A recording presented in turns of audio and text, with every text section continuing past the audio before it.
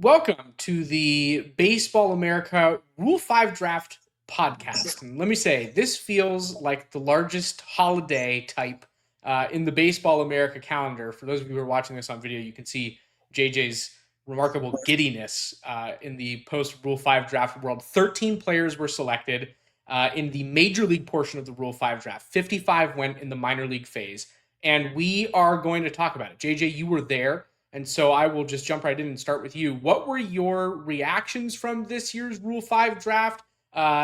Just kind of general takeaways before we kind of pick things apart here.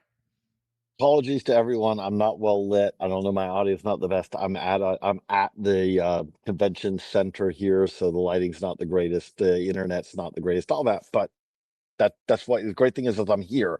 I was at the Rule 5 draft for what I believe is the 18th time. As amazingly to say, I'm privileged that I've been at 18 Rule 5 drafts. Something that probably not many people say that sentence, but no, I would say the overall takeaways. Okay, I'll start with the selfish one. Jeff and I really do. There is this routine we have now, which is the morning of the Rule 5 draft. Jeff will send me a message and he'll say, JJ, I'm feeling really good about this year. I think this is the year we do it. Because Jeff and I really do. Our goal is that we write up every player picked in the Rule 5 draft before the draft happens, right? And that is, having shared that goal with people in baseball, they often look at me like, are you insane? Because this is not your major league regular, first year player draft where it's like, oh, we're hoping to have written up everyone in the top 5 rounds. It's like, well, that's a pretty quantifiable group, right? You're going to clearly write up everyone in the top first round, the first 5 rounds, because those are the guys that are the top players in the draft. This is an eye of the beholder draft, the Isle of Misfit Toys. Everyone available in this draft has a reason that they were left unprotected. And then the players who were picked also have reasons that they were taken. But so we were rolling along and we're going RJ Pettit, Justin Paez, Griff McGarry, Daniel Suzak, Carter Baumler. And Jeff and I are like, yes, we're just rolling through this, every one of these guys. And then Ryan Watson was taken. And you could just like, wow. Because we missed that one. And that was one that I'm like, we missed. I'm kind of like, when we get to picks that surprised me, that was one that maybe surprised me a little bit. And then we got to the Rodri Munoz pick. And that's the one where I just throw up my hands and say, Rodri Munoz was on a 40-man roster, was then waived, designated for assignment by the Cardinals, claimed by the Reds, then designated for assignment by the Reds, got through waivers, signed as a minor leaguer contract with the Reds, and then was picked by the Astros a couple of days. He was just signed a couple of days ago. It's hard to even know that he was eligible because he just signed. But also, if you really liked him, why didn't you just claim him and you would have had him on your 40-man before?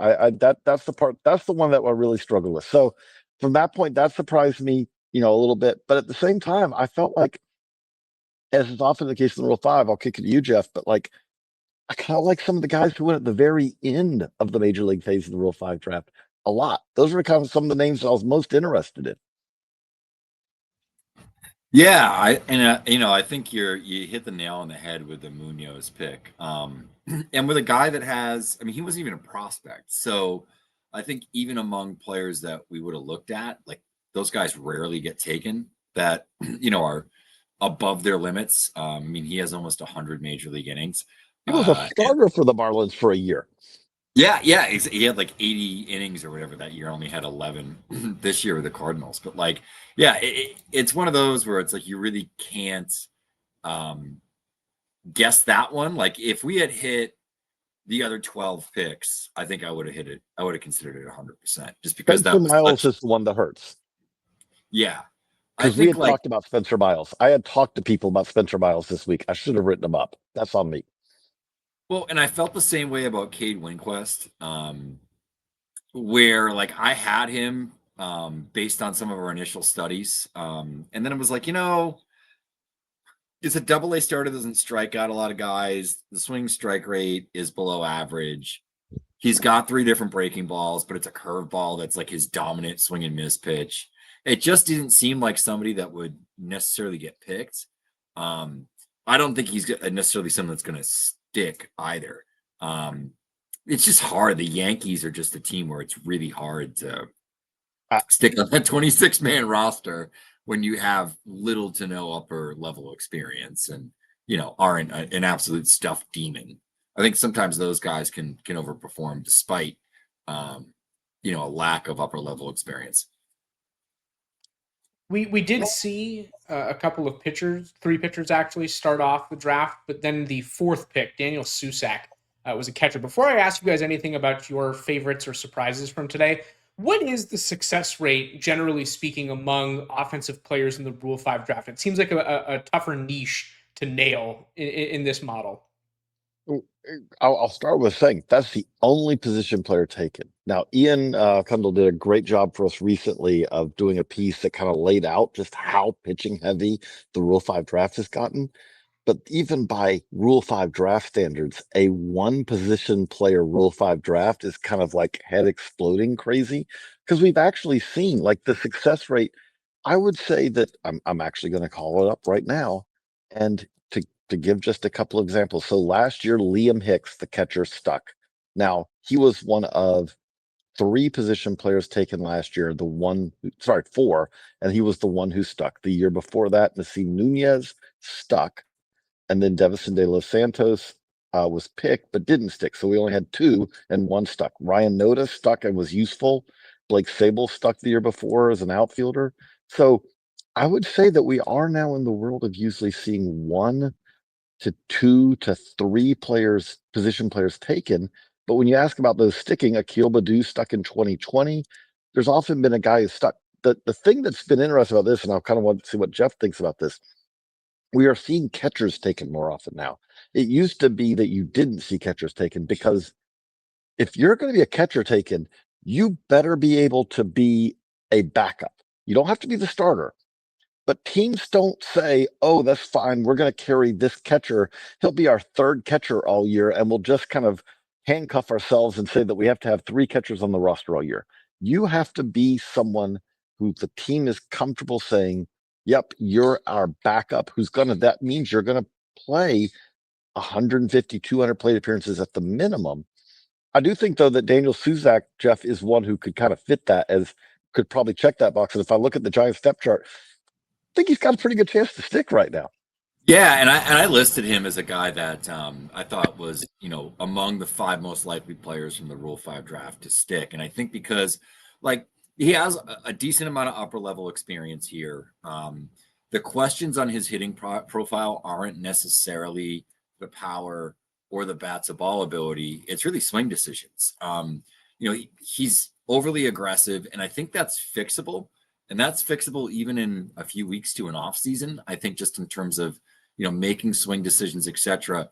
He's not going to be pressed into playing every day, but probably could play some first base, fill in at catcher. And I think like that's another part of it. You either need to be able to at least provide quality major league at bats, but also some versatility defensively, being able to maybe play a couple different positions, which I think certainly helps Liam Hicks. So if they do carry 3 catchers, you have maybe more versatility as like a bench bat, or a DH fill-in first base, and I think Susak probably fits that. So gets more opportunity with the Giants, and stays in the Bay Area, I guess. Kind of went away for a year. Jeff, did you have any other favorites from this major league phase? Yeah, I mean, as far as favorites and the players that I think will obviously stick, I liked RJ Pettit a lot. He was a guy that, kind of in our initial process of just looking at all the benchmarks in terms of performance, ERA and FIP and strikeout rate and ground ball rate and walk rate and all that sort of stuff, which is pretty sticky with Rule 5 draft picks. And then kind of, blending in all of the advanced pitch metrics and data, et cetera, that we had. He just seemed like a really certain player to stick. get picked and then potentially stick. He's got a bunch of upper level experience, and the experience that he had in AAA, which isn't always easy to pitch in. They're dealing with a challenge system there. I think the balls are a little juicier. It just seems like everything plays up a little bit in AAA as far as the hitting goes. 274 ERA backed by a 319 FIP, 318 xFIP, and a 51% ground ball rate while he was getting strikeouts as well. Two different fastball shapes, sinker to get the ground balls, slider to get some ground balls as well. We'll mix and change up. It's an interesting mix. I think he probably sticks, and it's also the Rockies where, if I'm not mistaken, they have a pretty good history with their Rule 5 draft picks sticking. And that's probably because that 26-man roster is a little thinner than some other big league teams. But I thought that was a good one, especially considering he's a ground ball guy. Some of the good underlying traits, maybe this is a little bit of, Paul DePodesta's initial impact. I think that's the right direction for them to go with like sinker ball, ground ball kind of contact guys. The other one I like, and I don't think this comes as a shock to anybody who's read my content over the last several years here at Baseball America, but Griff McGarry. I love the stuff. If you had not, Jeff, I would have done a check of as an alien taking over Jeff's body. Yeah, it's one of those. I've always been a fan. It was out in the wilderness in terms of the command, which is a story of Griff McGarry's career as an amateur and a professional. But he did really seem to turn a corner last year. And at different points in the year, early and even late, I was getting a lot of good feedback from a variety of, outside sources outside the Phillies organization. We thought there was some potential he could get picked last year. And I can tell you, I've had some conversations since the Rule 5 draft that there were a few teams behind them as well that were interested in making that pick. So I also think it's, kind of a statement about what, Paul Taboni is going to be going after with the Nationals, going after a guy with huge stuff. So that obviously was going to be one that I was going to call out because I've been a big Griff McGarry fan for a while. And I think the time is here, forever faithful. If I can throw in mine, so I'm going to go. So Jeff highlighted the first pick in the Major League Rule 5, RJ Pettit. I'm going to highlight the last pick because the White Sox also took Alexander Alberto. Now, it is very possible that he shows up to spring training. He has 5 horrendous outings, and then he just gets sent back. It's entirely possible. Let's just lay that out. It is also possible that he shows up to spring training and his first 2 or 3 outings are so electric that like White Sox beat writers are writing the story of who is Alexander Alberto and how did they manage to land him? Because it is, I would say, Jeff, that this is the best pure stuff that was taken in the Rule 5 draft. It's a 100-mile-an-hour cut fastball with extension. There is a little bit, I had a team official, from another team saying it's like, it's a little bit like a poor man's Emmanuel Clase. I hate to use that name now because I'm just talking on the mound here, just on the mound, specifying that.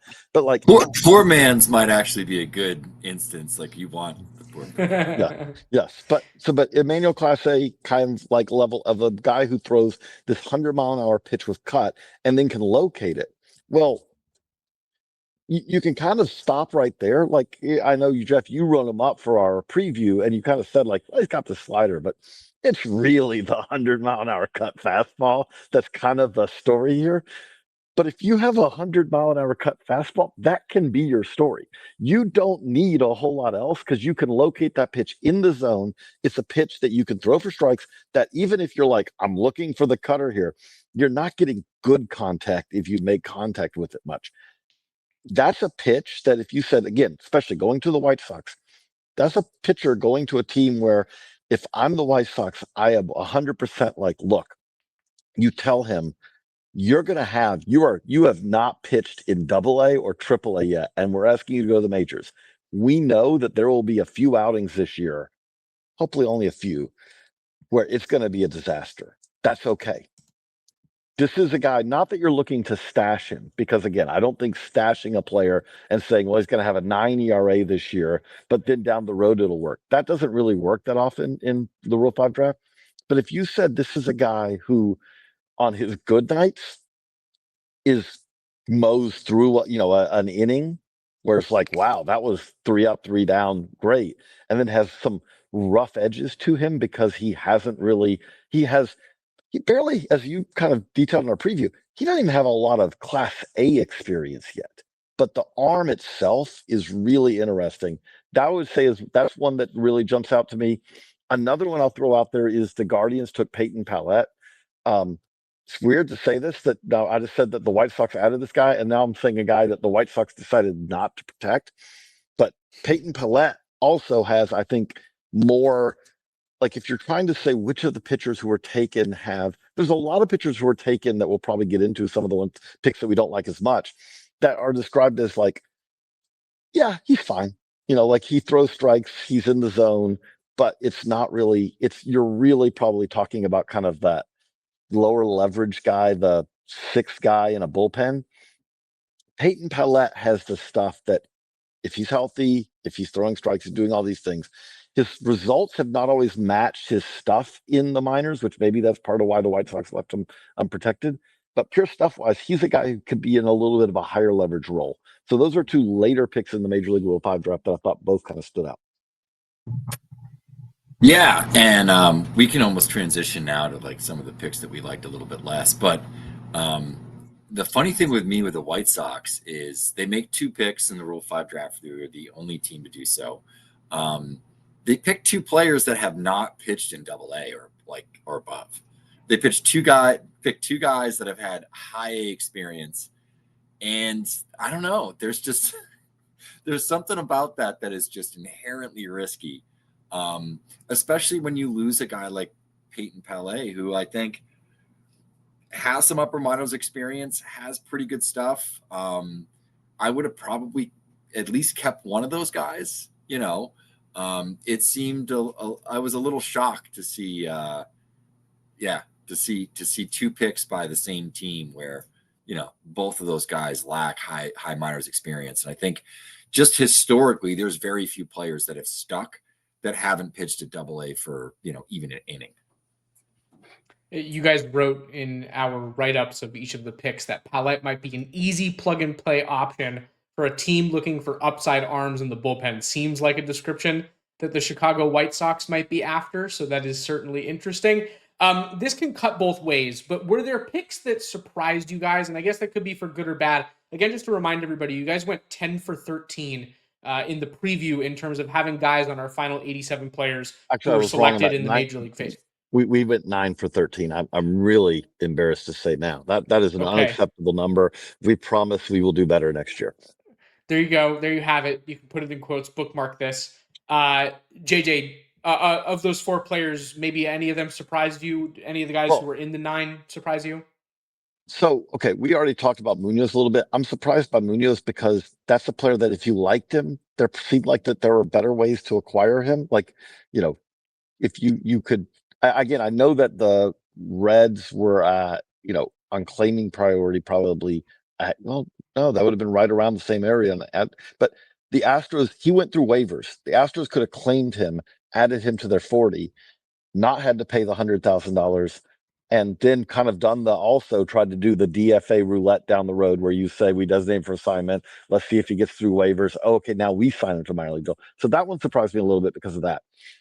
The other one, and again, this probably goes into my picks I was less enamored by. I'll throw out, I think we're going to have the same ones. So, like, I'll throw out Ryan Watson. And it's not that Ryan Watson may not stick. It's just like that Ryan Watson, like, it's kind of, I don't see a ton of upside there. I think he's more of he's a 28-year-old who's kind of what he is what he is. The challenge with these Rule 5 pick relievers to me, is if you take a guy who you're really, when you're comparing him, it's not, is this guy a big league caliber arm? Is he a big league caliber arm that you're willing to have in a non-optionable environment? Because most of the guys of this caliber, the reason that you have them is they're in AAA, they come up, they pitch for a while, they get tired, or you need another arm up, you send them down, you send them back up. It's harder to clear that bar if you're the non-optionable arm. Usually teams want their non-option arms to be We don't care if Edwin Diaz has options left or not. He's Edwin Diaz. We're never optioning him. We don't care if our setup man, who's pitching high leverage innings, doesn't have options. The lower you are on the pecking order, the more they want you to have options. Anytime you're a Rule 5 pick, you do not have options. So that was one to me. But Jeff, I was the other one I was going to say along those same lines is Cade Winquest. But I wonder, maybe you think the same or maybe you don't. Yeah, and I mentioned that earlier, that I thought there was just a very low likelihood that Winquest was going to stick, particularly with the Yankees. And he doesn't have like outrageous stuff. Like I said, three different breaking balls. He commands all three of them really, really well. The curveball is the kind of the chase pitch, where there's this sweeper and cutter slider that he can land in the zone consistently. Really miss a pretty low percentage bats. So yeah, I just don't know how this is gonna work, if they have some sort of game plan on that. Winquest was one. I think any of them that weren't in the preview we were surprised by. Like Munoz, we talked about. Winquest, we talked about a little bit. I know JJ was Miles. I will say that I know he's only thrown 15 innings in pro ball, but Spencer Miles at least has stuff, and he was good in the AFL. I should have written him up. Yeah, I still feel like the Spencer Miles thing, though, it's 14.2 professional innings. He's under 15. Guys have had more innings than that in a week in the minors. In laying out, in laying out, I just pointed out, like, he's literally never had a 3-month stretch as a pro where he's been healthy for 3 straight months. Yeah, and I'm going to throw the other one out there, and we were all over this as a potential pick, but it doesn't necessarily mean that I like the pick. And he was someone who's traded to the Rangers, and Carter Baumler. He's barely pitched in his professional career, had a really nice stretch in Double-A to end the season this year, and he has good stuff. So and there was pedigree. There's no question on that side of the narrative, but this guy has never pitched on back-to-back days. And even beyond that, I think it's maybe like 4 days of rest is like his minimum. That's tricky to keep on a 26-man roster, particularly on a team that I would imagine has some designs on being competitive in the AL West this year. How they use him, perhaps the stuff is bigger. Perhaps he's turned a corner and he feels as if he can pitch on a more regular basis this year. We've seen stranger things happen. That one, despite how it may look on paper, I think is kind of an iffy pick and very risky to stick, just simply because if you can't pitch on back-to-back days, how frequently do you see guys like that stick in major league bullpens for a full season? Carter Baumler may be somebody to keep an eye on, getting returned to his previous organization. I'm going to ask, it's a perfect transition, who else among the 13 maybe are at risk of not sticking? And then on the flip side, who are the best candidates to stay where they've been selected? JJ, you can go first on this one. I do think that if RJ Pettit, to me, like if I was ranking it, I feel like that I would be kind of RJ Pettit is better than some of the pitchers who were in the Rockies bullpen last year. I know that we're early in the offseason, but like that's one where I just look at it and say, okay, is RJ Pettit the best reliever in baseball? No, of course not. He was a Rule 5 eligible pick. Is he good enough to fit in the Rockies pen next year? He has upper level minor league experience. He has a track record of success. He has stuff. Yes. Just put him in and say, great, this is part of us trying to rebuild. To me, he's the slam dunk one of all of these. I do actually think that the crazy other one is I think of Zach McCambley. I'm not saying I would say for being picked by a good team. The Phillies are a playoff contending team. But I wouldn't be stunned to see him. And again, I'll kick it to you for a minute, Jacob, because you are our Marlins. You run up our Marlins list. Do you think like this is a guy who has a chance? Again, I bring up the options thing I brought up before. I can see where they look at it and say, he's been fine. We have better guys. And so he gets offered back or he gets put, on waivers, designated for assignment, which means that other teams could claim him, which is how Mike Vassell ended up. Maybe then the White Sox swoop in and go, great, we'll take Carter Baumler, because that's how the White Sox got Mike Vassell that way. That was a Rays draft who then was offered back. White Sox claimed him, got 2+4 of them. But could you see McCambley as a guy who could stick? I struggle to see it, especially with the destination that he ended up at. I think that if it was with a Rockies or a White Sox, it would make a lot more sense for him to hang around the big league club. But we're not exactly talking about somebody who has outstanding stuff and limited track record. or some of the characteristics of guys that maybe have a chance to explode after they get moved up to the big leagues, it is reasonably modest. He was successful last year, 2.9 ERA and 3.32 ERA and 40 plus innings in AAA. But again, it's a low to mid 90s fastball up to 97, limited carry. He's got a fine slider. It just seems like somebody who profiles to be at the back of a bullpen like the Phillies. But could he get claimed by somebody else and stick in the big leagues? Yeah, possibly. I just don't know that he's in the perfect destination to make it work immediately. Jeff, what about you? Anybody? Yeah, and I think the reason, so I ended up writing this article up. It's going to be up on the site probably if you're listening to this podcast. So I ranked the top 5 for me. Pettit, agree with JJ that he was number 1, and I think he's just the most likely to stick. I had Griff McGarry behind that. I think similarly, a bad Nationals team, there's going to be a lot of moves. This is a move that they made, a player that they went after. I think there's just a higher likelihood that he could stick, and they're just going to be more willing to maybe deal with some of the rough patches that you would deal with McGarry. Susac was the next one that I mentioned. We talked a little bit about him. I just think the catcher track record is getting better. The fact that he can hit and fill in at a valuable position. And while the defense isn't great, it's not like he's a 30 back there. I think it's passable enough to sort of be, the bat first guy in a platoon, like a Tyler Flowers or somebody like that we've seen over the years. I think Ryan Watson, the fact that Watson was picked and then traded for, and we kind of heard some rumors that the Red Sox were going to be trading up or trying to trade for a pick. They obviously targeted this guy, whether we missed on him or not. And, I think looking at the stuff, he throws hard. The slider's pretty good. He got some ground balls, but not at like an outrageous rate. He gets swings and misses, but not at an outrageous rate.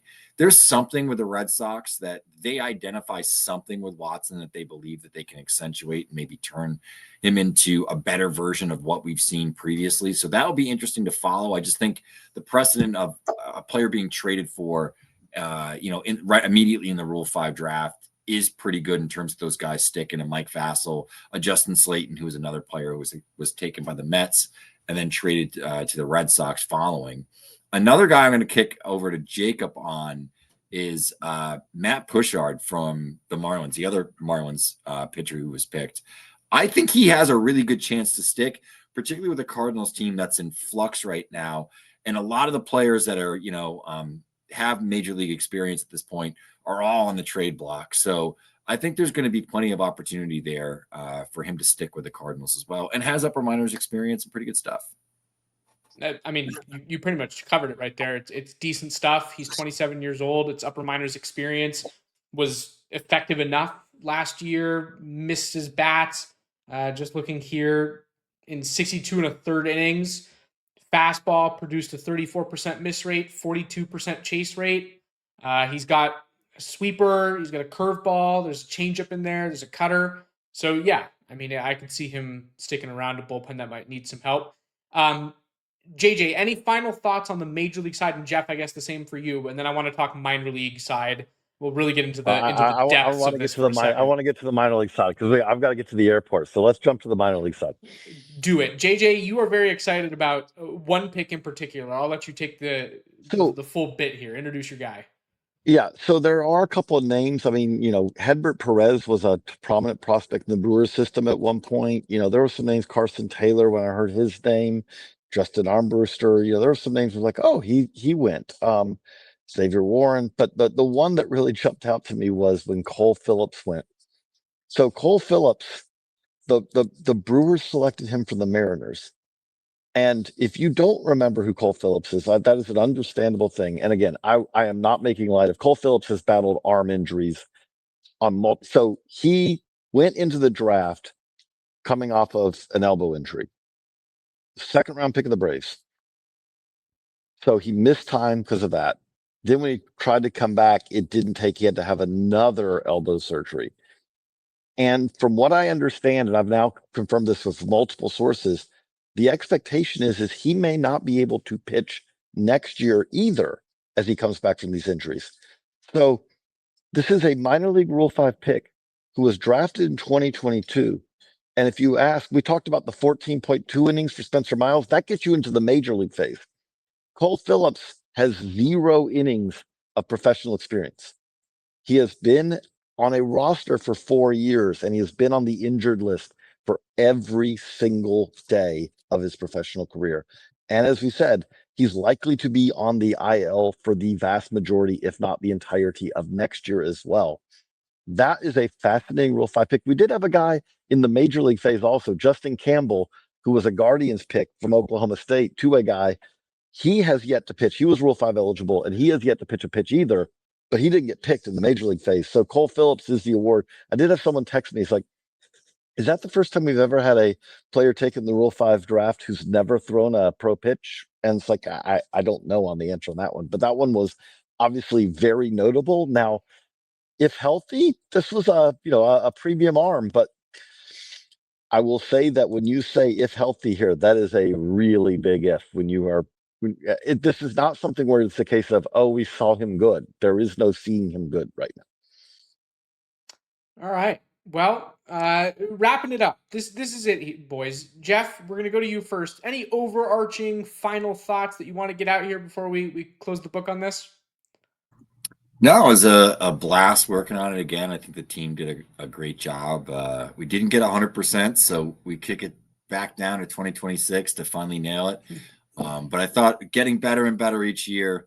I'm going to say 9 for 12 because I'm not counting that Munoz pick. There was no way we were pulling that one out. Right. So. You're right. That one we were not getting. The others we could have gotten. We could have gotten Spencer Miles. We could have gotten Cade. We could have gotten Ryan Watson. Those were possible. Rodrigo Munoz, we weren't going to get. If that had been the only one, I'd have been like, hey, that's as good as we're going to be able to do. Because again, he signed this bad. Like, I'm sorry, guys, but as we're crazy. We are absurdly interested in this. But there's a limit, and that limit does end at, hey, we don't have the minor league transactions yet. But if we look at every player who is a free agent, maybe we could click on a page and see if he would sign or whatever. We're not going to go that far. We have a limit, even us. But yeah, so 9 of 12. I like that. 9 of 12 is the way we should put it. Well, if you want to support us trying to get better, go ahead. I was going to give my little wrap up is that we talked about earlier. Jeff is right. When you look at catchers, we see like whether he sticks. There haven't been many catchers picked, but since 2013, of the catchers who've been selected, 1, 2, 3, 4, 5, 6 of 7 have stuck. And the 7th who didn't stick, Connor Joe, really was kind of like that's a catcher in the third catcher who plays DH and outfield and first base. He could catch, but he was drafted knowing there was no chance that he was going to even be a backup catcher. So you could really say that every catcher who's been taken since 2013 has stuck. Now, I will say Liam Hicks was the first of those to produce positive WAR. So whether it's in their career, so whether it's a good idea to take those guys who stuck, a lot of times they stuck for the year and then that was kind of it. So Oscar Hernandez, Adrian Nieto, guys like that. But, Stuart Turner, Luis Torrens actually is one who did. Luis Torrens was a pick and then has been a solid player after years more in the minors. But that's something. But it is fascinating that we are now in the all pitcher all the time and really all right-handers. Like the Major League Rule 5 draft now is which right-handed pitcher do you like? Which one do you like? Which one do you like? And then that one catcher pops up. It's like, oh, okay, that breaks the streak here. But that was it. Everything else is, you could really be summarized as RHRP or RHS/RP because they're all either right-handed relievers or they're right-handers who have started and will go to basically spring training where maybe they can be a swing man, maybe they can be a fill-in starter. I don't think any of these guys are going. We don't really see Shane Smith last year was the real exception. You don't really see a lot of these guys jump just into a rotation. It has to be a pretty bad rotation for a team to be like the rule. Like maybe they get to it eventually, Tyler Wells, guys like that. But even usually in those cases, Garrett Whitlock did it for a little while where he started too. But usually they start as relievers and then move to the rotation. It's pretty simple, folks. You can't find this kind of stuff anywhere else. And if you want to support JJ's lunacy, head on over to baseballamerica.com. We've got lots of great content over there. breaking down the Rule 5 draft. We've got prospect handbook stuff on the way. So baseballamerica.com, go to our YouTube page, like and subscribe over there, and do all the good things that come with that kind of content. For Jeff Ponce and JJ Cooper, I'm Jacob Rudner, and we will see you next time.